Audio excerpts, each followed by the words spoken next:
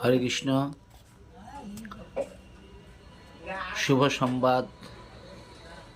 শ্রী ভগবত ভক্তবৃন্দের চরণ কমলে ভক্তিপূর্ণ অনন্ত অনন্ত কোটি প্রণাম নিবেদন করছি।